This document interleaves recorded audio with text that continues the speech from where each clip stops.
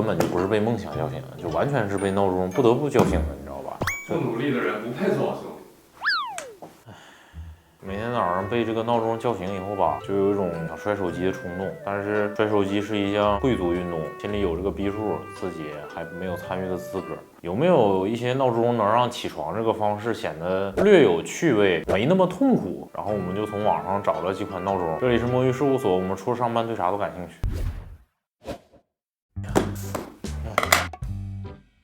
菜刀丢了之后只能用剪刀，整个开箱过程泯然众人矣，真的。这商家塞的也太满满登登了。拆开。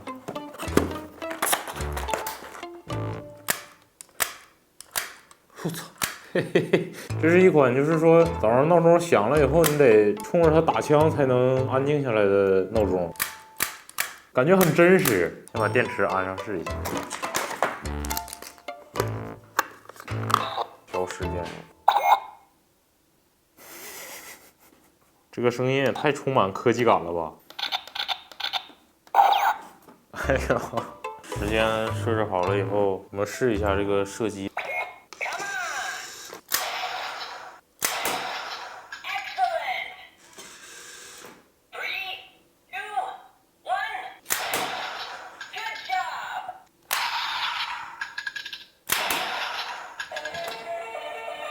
感应的区域设置的很大，但凡只要往这个方向去射击，就不会出现射空的这种情况。它还有两种游戏模式，第一种就是快枪手，就是看你什么时间能把它打完；第二种打倒，打5次。我们测试一下能打多远的距离吧。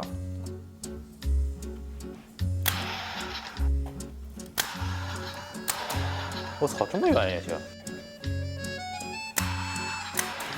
我这么远也可以。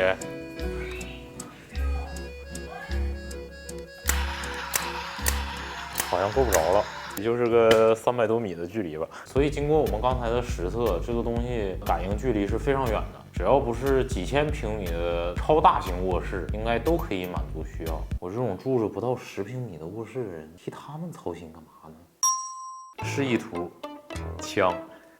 好，除了把这个打靶变成了打鸟之外，基本就是完全一样的。用潮流圈的说法就是配色不同。你看，它完全是可以通用的。调个闹钟试一下。哎，时间到了，鸟怎么没出来呀？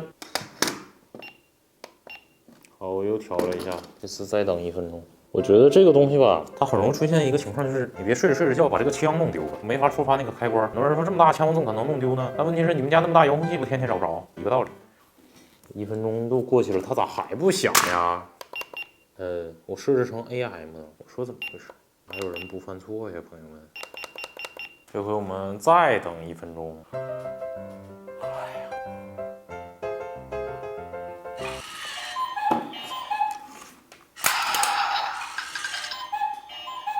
怎么还能躲呀？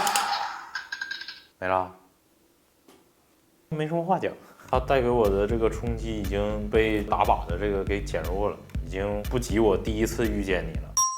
给了几个硬币，因为它是一个娃娃机造型的闹钟，表面上它看起来是一个娃娃机，其实它真的是个娃娃机。首先我们先把这些，皮卡丘呢？希望任天堂的法务部不要看到这些视频。投个币试一下。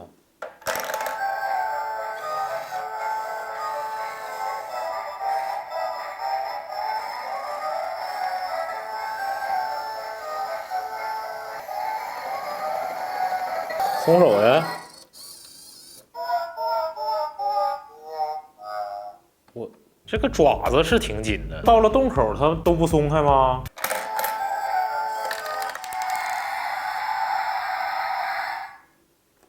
它也有2种模式，一种是简单模式，一种是困难模式。简单模式就是说，在闹钟响了之后，你只要玩1局，闹钟就会停。困难模式的话，就是你抓不出来就别上班。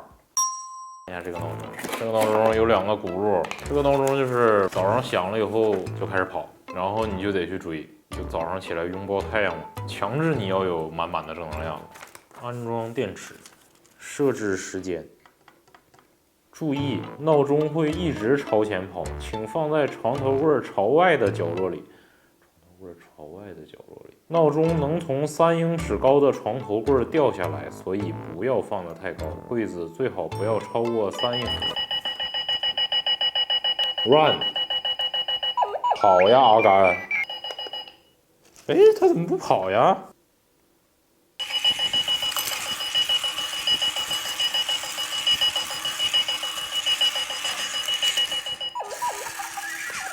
无能狂怒，到底跑得有多快？我们试一下。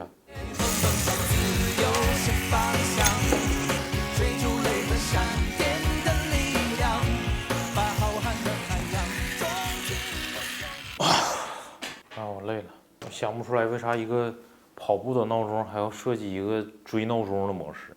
唉。转发、评论、点赞都可以让我感受到你对这个视频的喜爱，不如关注梦鱼事务所和我们一起不务正业，求你了。这个游戏太真实了，让我想起了一些抓娃娃时候的伤心往事。